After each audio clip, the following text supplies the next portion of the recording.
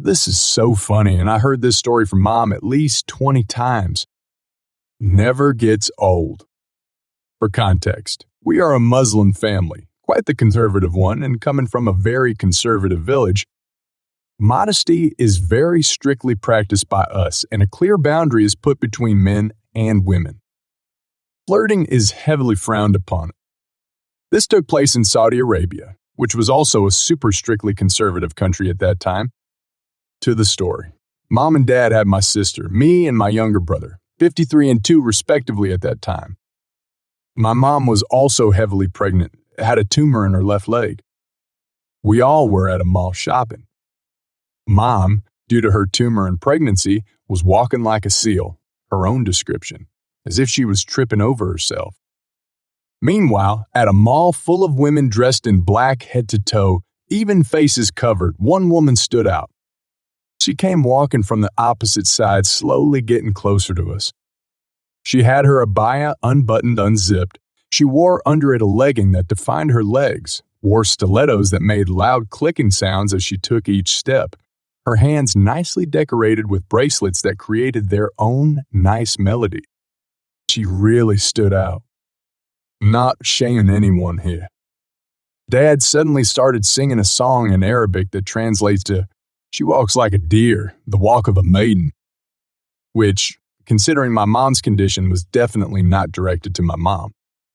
Mom stopped and turned to him exclaiming, "Excuse me?" And Dad immediately got defensive. It just slipped out. "Mom, that means it was exactly what you were thinking." Dad acts like the victim and tells Mom he's never taken her to the mall again. Mom, obviously mad, tells him he sounds ridiculous because he's the one flirting with women while his kids and pregnant wife walked right beside him, and then vows to let the whole world know. A few days later, we traveled back to our home country. As I said, we come from a village and word travels fast. Mom told everyone, again, I repeat, flirting is considered really rude and is heavily frowned upon in our society at that time.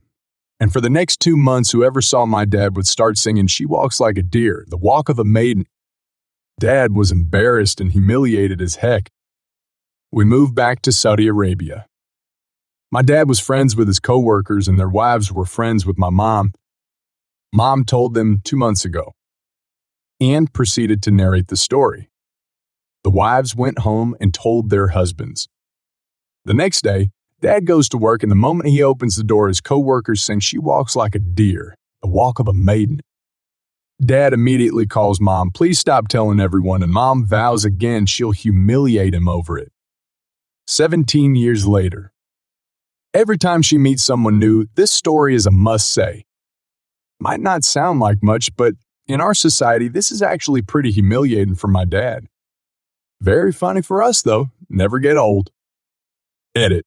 Dad laughs about this now. He's completely over it. He's the kind of person to wear his heart on his sleeve, so I can confidently say it doesn't affect him. Thanks, though, for everyone who's concerned and thinks it's abusive or that my parents hate each other. They don't, and they have a very healthy relationship. Edit 2. Once again, I want to stress this is not something that's affecting their relationship. We live in quite a small house. When my parents argue, I can hear it even when they're whispering so no one hears them. They communicate pretty well, and Mom doesn't use this method, mentioning past mistakes, to manipulate Dad or bring him down, nor does Dad. This is really just something we laugh about every now and then. The part my dad sang starts at 2:30. Edit 4. God. Okay, a lot see this as abusive.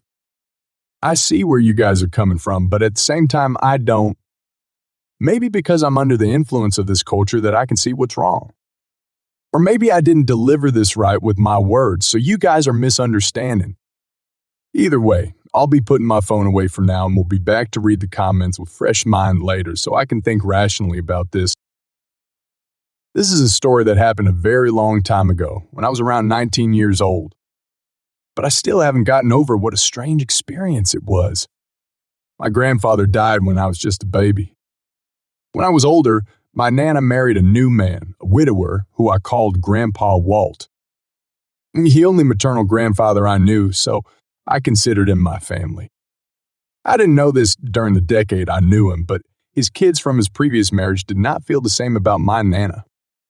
They did not believe in remarriage and considered her the most evil person in history for tempting their father from his vows to their deceased mother. They refused to see him in the home that my Nana owned, so when he got older and had difficulty leaving the house on his own, they mostly just stopped seeing him for years. He had never mentioned his kids, so I knew nothing about them. Eventually, he started getting bad enough that prolonged hospital stays were getting more frequent and he needed to be in and out of full-time care. Whenever he was in the hospital, she would visit him until he could return home. They had been snowbirds, spending winters in Florida and summers in Michigan, but because of his health, they had not been able to go to their Florida home in many years. They decided that she would go down for a week or two to make sure the home was okay and start the process of selling it before its value dropped from lack of maintenance while he was safely in full-time care with staff they had known and trusted for years. Then they could use the money from the sale for his care. I went to visit him the day after he left to make sure he was doing okay. His son and daughter were there. It was the first time I had ever seen them. I had barely even been aware of their existence, but I figured out who they were from context. I said hello and tried to introduce myself. They pretended as though I was invisible, and they hadn't heard anything. Like a child would do during a game when they pretend a sibling is a ghost.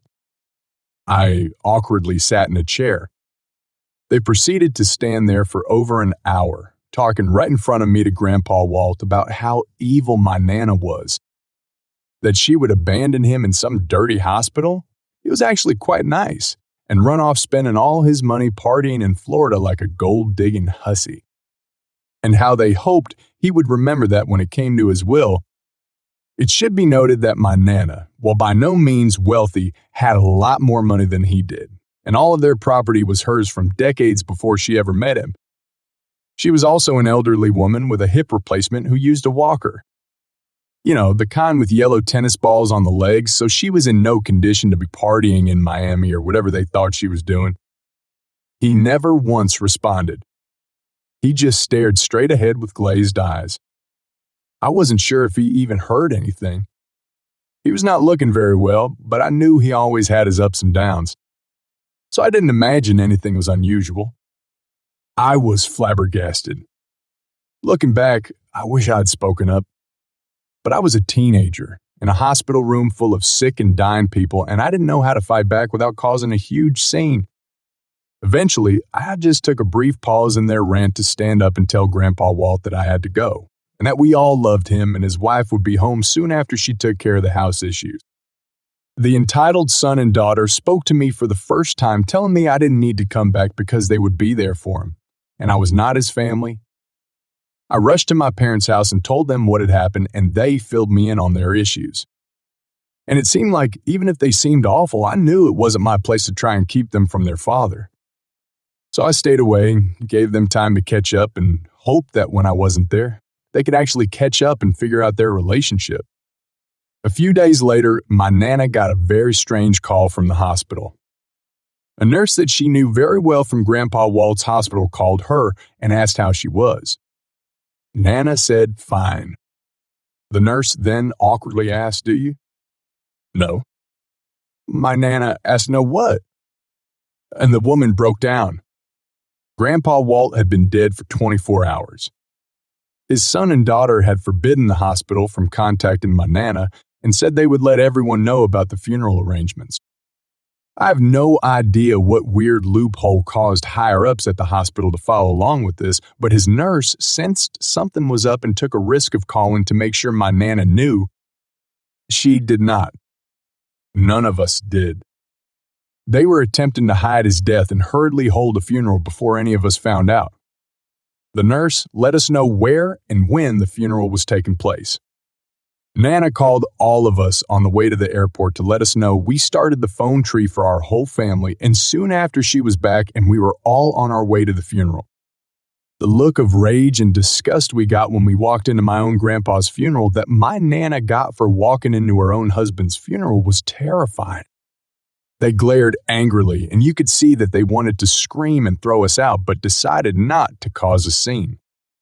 Instead, his daughter walked up and grabbed a fruit basket off the table.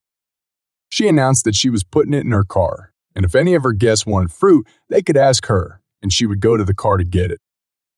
Because she didn't want just anyone eating her fruit. The son and daughter gave speeches about how their father was finally in heaven, back with his one true love, their mother, and finally free from those who tried to tear their love apart. The staff of the funeral home eventually clued into the weird dynamic and found a way to put my Nana's car in the front of the procession when neither of Grandpa Walt's kids were looking, just to give her a brief moment of respect. She was pissed, but there was nothing she could do. These people thought their own opinions on the definition of till death do us part entitled them to hide my Nana's husband's death from her, hold their own funeral, and surely they spent days pressuring their father to cut her out of his will. I wish I could have seen their faces when they found out that none of the property they were salivating over was owned by him. It was a terrible, painful day for her to have to fight her way into her own husband's funeral. I was very sad, but I could not help but laugh at the fruit basket thing. It just came out automatically. It was the saddest, most petty, most evilly pathetic power grab I had ever seen. I used to live in an apartment building that had shops on the main level. The building next door was the same. The two buildings shared a wall. My building had assigned parking and yellow paper notes to put in our car windows. A restaurant opened up in the building next door. Their owner, manager, and staff began parking in my spot as well as our neighbors. I spoke to the owner, and she said she would talk to them again, but didn't think it would help. They were even parking in her spot. Every night, I would get home, call them, ask that the vehicle be moved. I was getting tired of this when one night they put the manager on because they were busy and didn't have time to deal with my request. He did do it, but told me they wouldn't do it again, and I was to stop calling them. I suggested they stop parking in my assigned spot.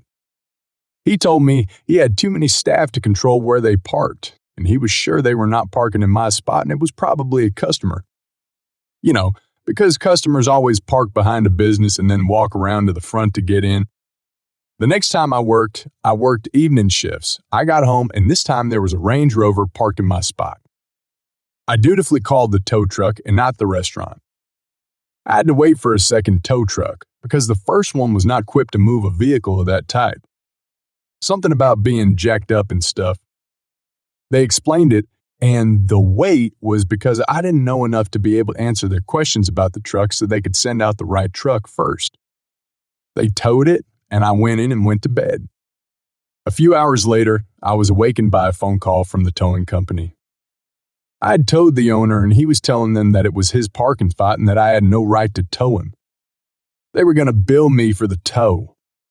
I told the caller about my landlord's parking permits, the numerous phone calls to have them move, about being told not to bother them anymore, and that his restaurant was in the next building with a separate parking lot. We said goodbye, and I never heard anything more about it. I also was able to park in my spot after. I told my neighbor, and he told me just to be safe, I should tell the owner of the other building. I popped into her shop and told her. She replied with something to the effect of, "You towed the Range Rover." I said yes. She started to laugh and basically said good for you and told me it was the restaurant owner's truck. Still makes me smile when I think of it.